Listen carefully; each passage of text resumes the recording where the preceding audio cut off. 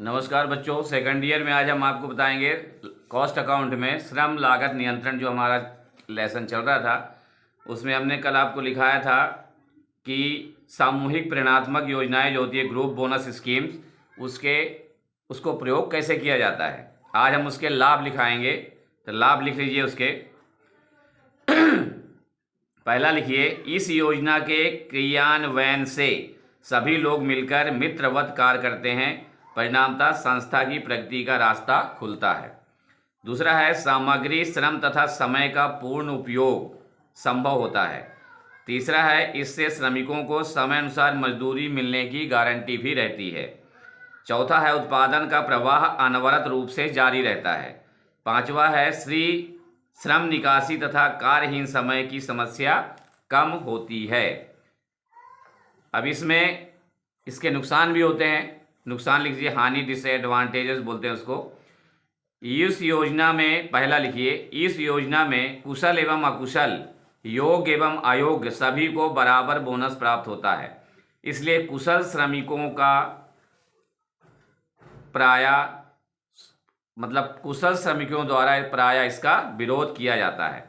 Number 2, इस योजना में बोनस का वितरण कार्य समाप्त होने के बाद होता है तथा विभिन्न श्रमिकों के बीच वितरण में अत्यधिक समय लगता है, इसलिए श्रमिक इसे अच्छा नहीं मानते। तीसरा है, प्रत्येक श्रमिक के हिस्से में आने वाली राशि अत्यंत कम होती है। नेक्स्ट देखिए, सामूहिक योजनाओं के प्रकार।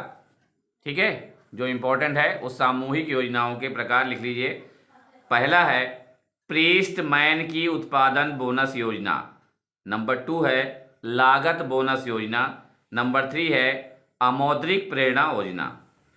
प्रीस्टमैन की उत्पादन बोनस योजना का सूत्र है, जो फार्मूला है वो लिख लीजिए। बोनस का प्रतिशत बराबर बढ़ा हुआ उत्पादन बटे प्रमाप उत्पादन गुणे 100। ठीक है, ये सूत्र याद कीजिएगा, क्योंकि ये सवाल जब आएंगे तो ये सूत्र लगा के सवाल को सॉल्व करना पड़ेगा। नेक्स्ट आता है हमारा लागत बोनस योजना, कॉस्ट बोनस स्कीम। इसका भी सूत्र है, वो लिख लीजिए आप।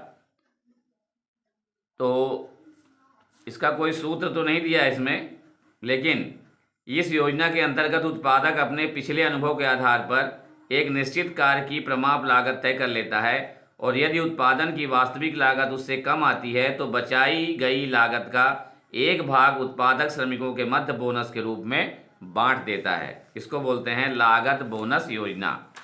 नेक्स्ट है आपका थर्ड, अमौद्रिक प्रेरणा योजना। अमौद्रिक प्रेरणाओं या सुविधाओं में निम्नलिखित को रखा जाता है। पहला लिखिए, कर्मचारियों के बच्चों के लिए शिक्षा सुविधा। दूसरा है, मनोरंजन की सुविधा। तीसरा है, कैंटीन की सुविधा। चौथा है, आवास की सुविधा। पांचवा है, प्रशिक्षण सुविधा। और आठवां है, सस्ते मूल्य पर खाद्य पदार्थों की उपलब्धता। देखिए बच्चों, ऐसा है, जितने हमने अभी मेथड लिखाए हैं तो उस मेथड के ही अकॉर्डिंग आपको प्रैक्टिकल क्वेश्चन आते हैं पेपर में, और वो आपको करने होंगे। तो सभी मेथड जो है आपको याद करना है, उनमें क्या क्या होता है, कैसे कैसे वेजेस दिया जाता है, किस हिसाब से वेजेस दिया जाता है श्रमिकों को, वो सब आपको लिखना है और याद करके रखना है पेपर के लिए। ठीक है, और सवाल जो हैं उसका मुझे भी खेद है कि मैं आप लोगों को प्रैक्टिकल सवाल नहीं कर पा रहा हूँ, उसका काफ़ी दुख है और माफ़ी भी चाहते हैं। अगर कॉलेज खुलेगा तो ये सब आपके जितने प्रॉब्लम्स हैं प्रैक्टिकल वाले सब सॉल्व करके आपको दिए जाएंगे, समझाए जाएंगे। तब तक के लिए हमें भी क्षमा करते रहिए, क्योंकि हम भी काफ़ी मजबूर हैं। तो इसका ये हो गया है। आज हम ऑब्जेक्टिव टाइप क्वेश्चन आपको कुछ करा देते हैं, तो लिख लीजिए थोड़ा सा। पहला लिखिए इस चैप्टर का श्रम लागत नियंत्रण का ऑब्जेक्टिव टाइप क्वेश्चन, या सेलेक्ट द करेक्ट ऑप्शन। पहला है, श्रमिकों का चुनाव नियुक्ति तथा योग्यता अनुसार कार्य का वितरण किया जाता है। इसका आंसर है सेवी वर्गीय विभाग द्वारा। इसका आंसर क्या है? सेवी वर्गीय विभाग द्वारा। फिर नेक्स्ट है, संस्था के प्रतिनिधि के रूप में अन्यत्र कार्य करने वाले श्रमिकों को कहते हैं, क्या कहते हैं? अतिथि श्रमिक। क्या कहते हैं? अतिथि श्रमिक। तीसरा है, अधिसमय के पारिश्रमिक की दर साधारण समय की पारिश्रमिक दर की तुलना में होती है। क्या है इसका आंसर? तीसरे का आंसर है, ऑप्शन देखिए पहले, 4 गुनी, 3 गुनी, 2 गुनी, 1.5 गुनी। तो ये होती है 2 गुनी। क्या होती है? 2 गुनी होती है। ठीक है। अब नेक्स्ट है 4, यदि किसी संस्था में एक माह के प्रारंभ व अंत में क्रमशः 250 व 300 श्रमिक कार्य पर थे, इस अवधि में 50 श्रमिक अन्यत्र चले गए, मतलब दूसरी जगह चले गए, तथा 60 श्रमिक नए नियुक्त हो गए, प्रवाह दर विधि फ्लक्स रेट मेथड द्वारा श्रम निकासी दर होगी। श्रम निकासी दर क्या होगी? 40%। कितनी होगी? 40% आपको याद रखना है। नेक्स्ट है 5th वाला है, श्रम निकासी लागत 2 प्रकार की होती है, प्रथम अवरोध लागत तथा द्वितीय प्रतिस्थापन लागत।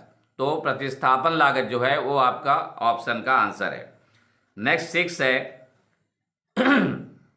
6 है आपका, हालसे प्रव्याजी योजना का प्रतिपादन FA हालसे ने किया। ठीक है, फिर से सुन लीजिए, हालसे प्रव्याजी योजना का प्रतिपादन FA हालसे ने किया। इसका आंसर है 1891 में अमेरिका में किया। कहाँ किया? 1891 में अमेरिका में किया। नेक्स्ट है 7 वाला है आपका, हालसे प्रव्याजी योजना में सामान्यतः लाभांश बचाए गए समय के पारिश्रमिक का प्रतिशत होता है 50%। कितना होता है? 50%। नेक्स्ट है 8 है आपका, रोवन अधिलाभांश योजना। हमने पहले बताया सब मेथड के बारे में, सब प्लानिंग के बारे में सब बताया हुआ है। रोवन अधिलाभांश योजना डेविड रोवन द्वारा प्रतिपादित की गई थी 1901 में ग्लासगो में। 1901 में ग्लासगो में इसका राइट आंसर है। नेक्स्ट है 9th वाला है, पारिश्रमिक दर 3 रुपये प्रति घंटा, प्रमाप समय 6 घंटे, वास्तविक प्रयुक्त समय 4 घंटे, रोवन योजना के अंतर्गत बोनस की राशि होगी ₹4। कितनी होगी? 4 रुपये। ये आपको आंसर है, आपका आंसर है 4 रुपये। 10th है लास्ट, गैर मौद्रिक प्रेरणा का उदाहरण है। गैर मौद्रिक प्रेरणा का उदाहरण है, आंसर लिख लीजिए इसका, आवास संबंधी सुविधा उपलब्ध कराना। ठीक है, गैर मौद्रिक प्रेरणा का उदाहरण है आवास संबंधी सुविधा उपलब्ध कराना। ये इसका आंसर है। नेक्स्ट देख लीजिए,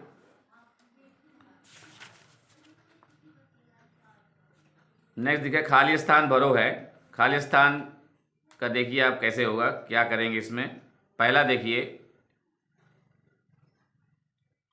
खाली स्थान आपको हम कल कराएंगे, आज नहीं, आज समय थोड़ा सा कम है, इसलिए आपको हम कल कराएंगे। आज के लिए सॉरी, और नमस्कार भी लीजिएगा मेरे तरफ से, और स्वस्थ रहिए, कोरोना से हमेशा बच के रहिए, सुरक्षित रहिए, अपने आप को सेफ रखिए, मास्क का यूज जरूर करिए, सैनिटाइजर वगैरह लगाते रहिएगा।